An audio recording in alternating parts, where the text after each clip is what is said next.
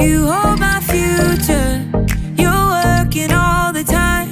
You're the mountain mover. From sunrise to sunset, till the sun comes back up again. You're by my side. You started a good work in me. I know that you will complete it. You will see it through, yeah. I know that you're still working on me. And everything that you say you'll do, 'cause I believe that you are faithful, oh, you are faithful, oh, you are faithful. I'll trust your every word, 'cause I believe that you're working for my good. Yes, you're committed. From sunrise to sunset, till the sun comes back up again. You're by my side. You started a good work in me. I know that you will complete it. You will see it through, yeah. I know that you're still working on me. And everything that you say you'll do, 'cause I believe that you are faithful, oh, you are faithful, oh, you are faithful. You are my hope, you are my future. You are the mountain mover. You are faithful. You are my hope, you are my future. You are the mountain mover. You are faithful. I believe that you are faithful, oh, you are faithful. You are faithful. Oh, you are faithful. Happy birthday! You are faithful.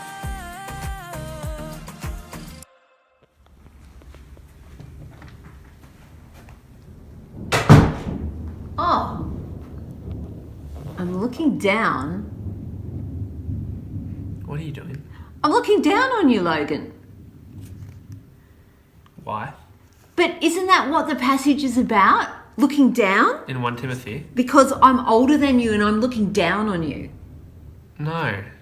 Oh, really? Oh, okay. No, it's not about this. It's not about height advantage and looking down on Oh, someone. well, this is the only way I get to look down on you, is if I stand on tippy toes and you're sitting down. Yeah, well, in fact, 1 Timothy says, don't let anyone look down on you because you're young. Is that why you're looking down on me?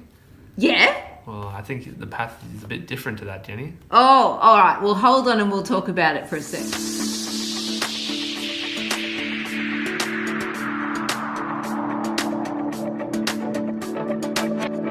This life is a journey, a path made for me. With every step I take, as I run this race, I'm becoming the person you call me to be. A child of God, a life redeemed. So I set my eyes on you, Jesus, I'm ready, and ready to go. Where you lead, I'll follow. Where you lead, I'll go. Not gonna wait for tomorrow. This is the journey of a lifetime.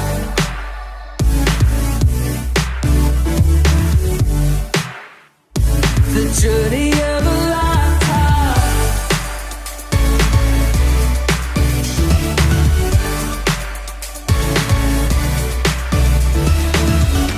God, you already know me. I wanna know you.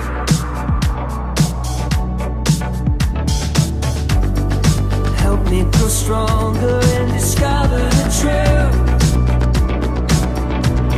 I'm ready, let's go. Where you lead, I'll follow. Where you lead, I'll go. Not gonna wait for tomorrow.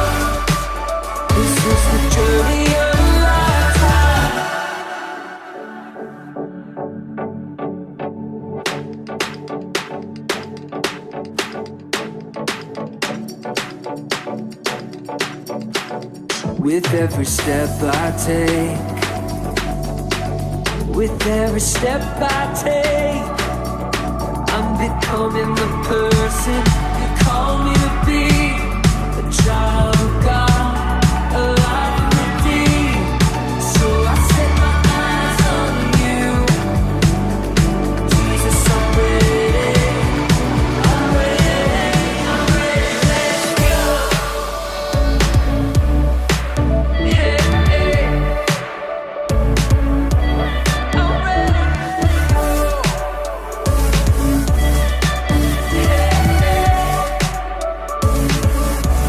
I'm ready. I'm ready.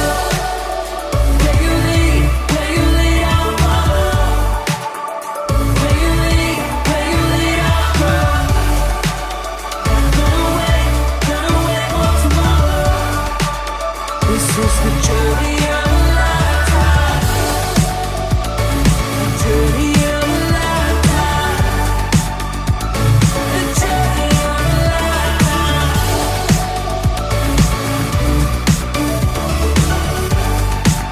I'm on the journey of a lifetime.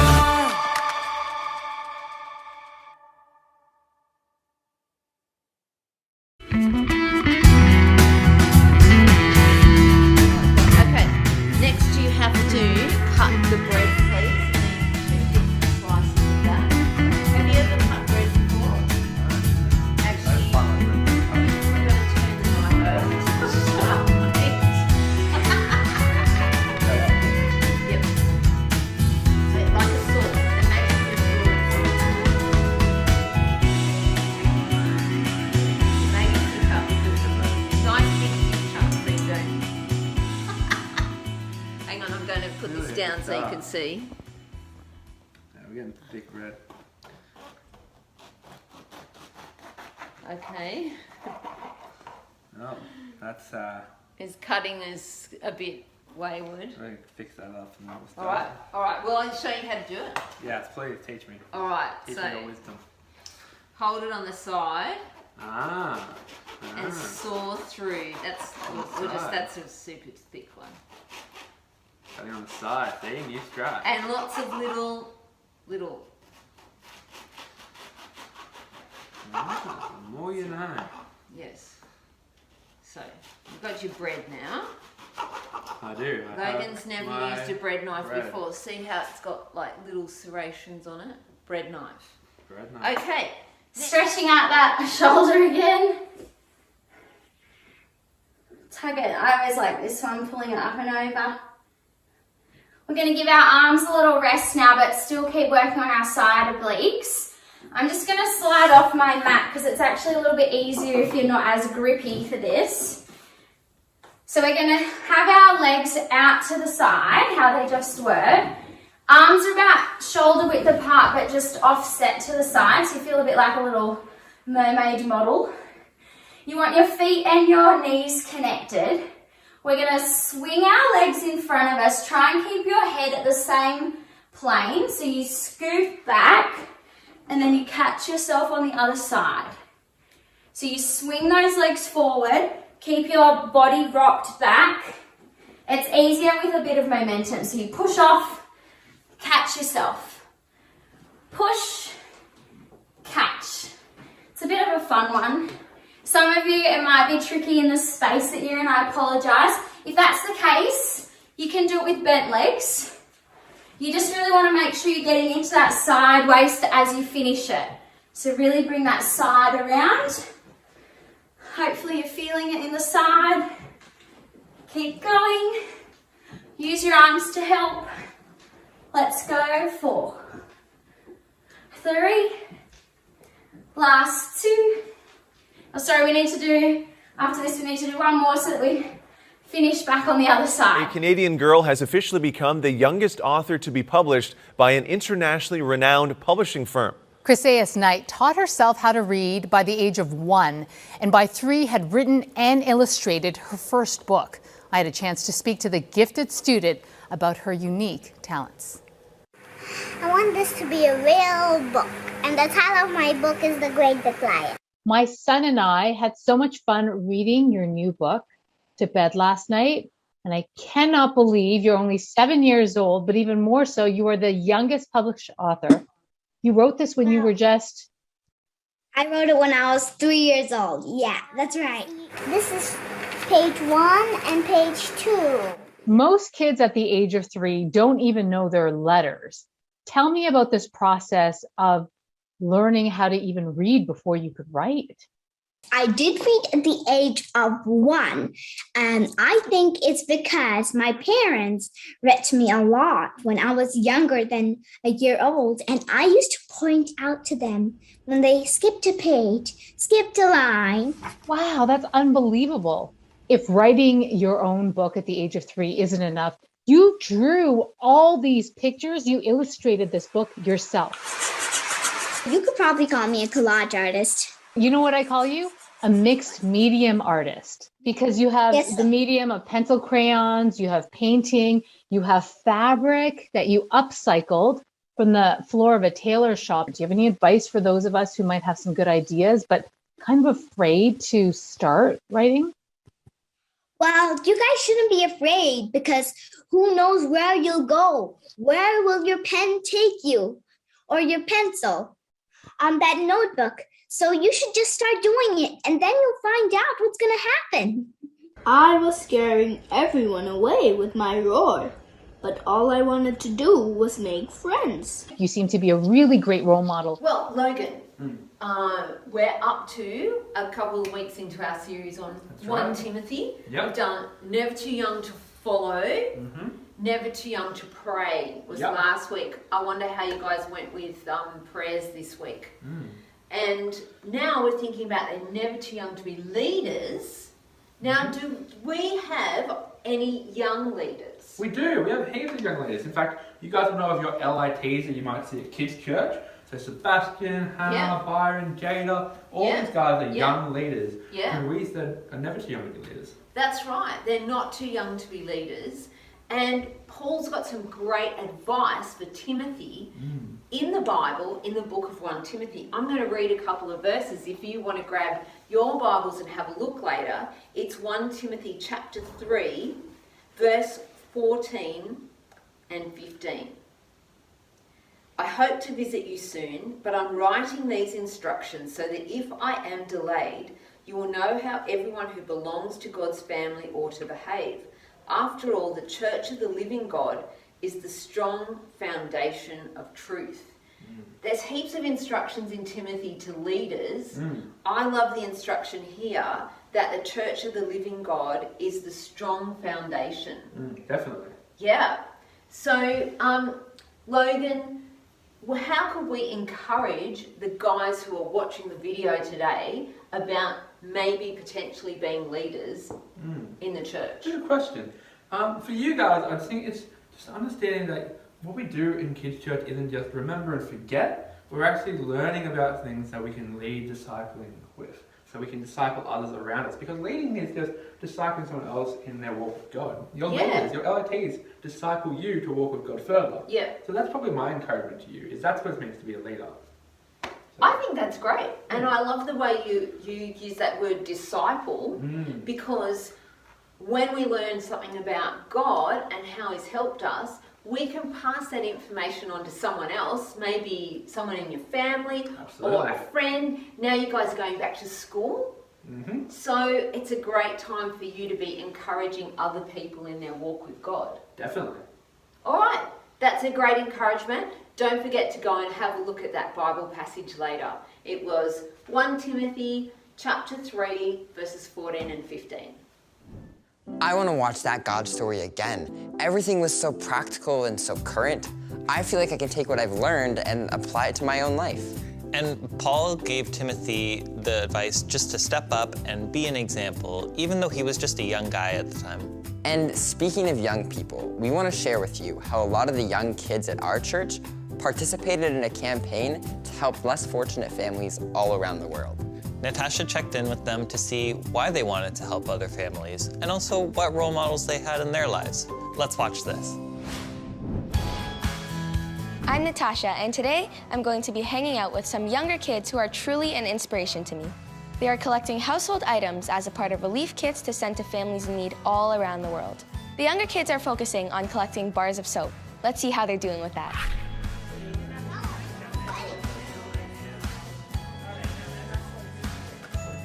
Hi, Maya. So I see you've brought in some soap. Do you know why we help other people? So we can be a peacemaker.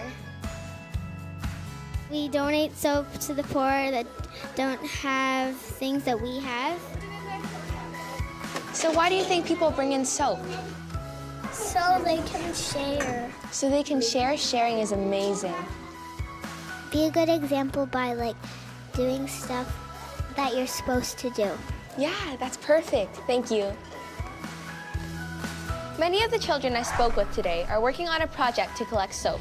This soap will be packed into bigger relief kits, which will be sent around the world to families in need. This is the Soap-O-Meter, and their goal is to reach 900 bars of soap, and we are currently at 450 bars, so they're halfway there, which is great. We also checked in with kids who took part in a bake sale to fundraise for families in need.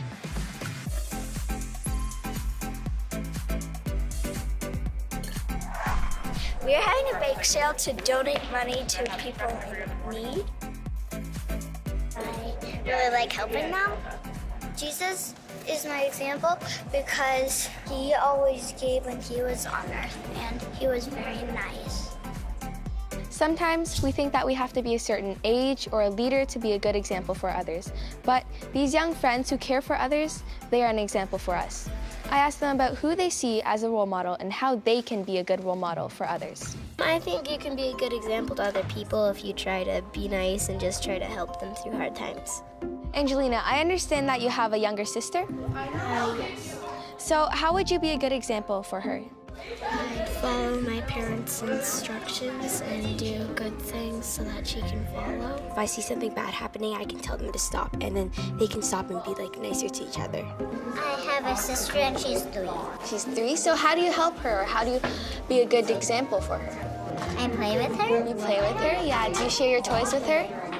That's really nice of you. I think we should help others, so say they're having a bad day, if we help them, they could be in a good mood. If you know you shouldn't do something, then you shouldn't do it.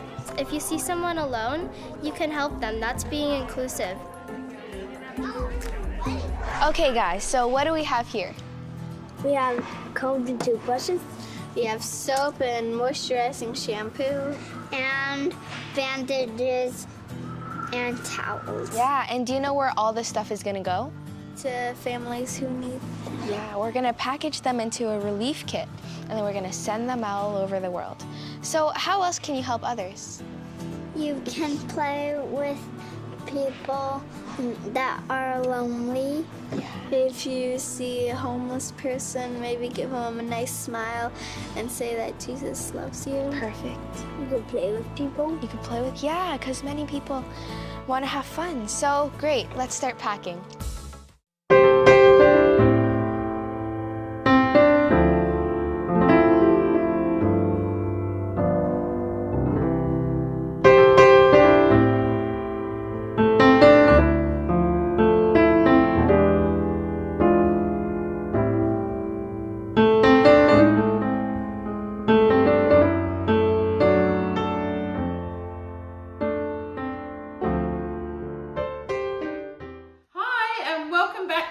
With the Carters. Today we are going to make a pillowcase each to help us at night to remember how we can pray. You have probably heard Jenny talking about how in 1 Timothy Paul talks about us praying and interceding for all of the people around us, and so hopefully this idea of using your hand to help you to pray, you'll find helpful as well. So the first thing we've done is we've found some pillowcases that, they're not terribly precious. And we've got some permanent markers. And boys, I want you to put your hands on your pillowcase and to trace around your hand outline.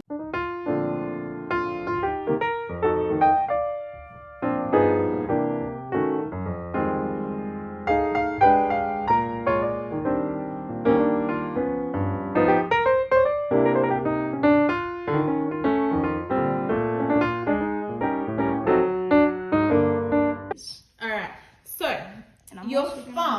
is the first one that we're going to write something on. Zeke, your thumb. And your thumb is close to your heart. So we're going to use our thumb to remember to pray for our friends and our family. So Could you please do yeah, let's write here, friends and family. All right. Oh yeah. Did you write friends and family there, Zeke?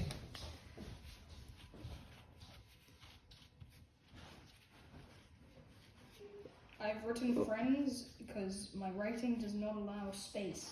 That's okay. And Will has So that's okay. He'll come back soon.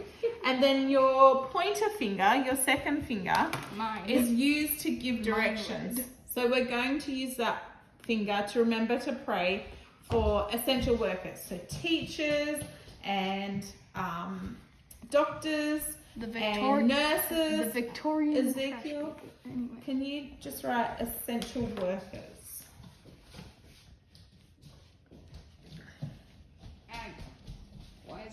Why is writing on a pillowcase so hard? Yeah, I don't know, but this one is hard to write on. You might want to try and find one that's cotton. This one's flannelette. Find one that's good for this. So, essential workers. I just can write essential. There's no room for workers. Okay, that's all right. I had to go outside of the lines.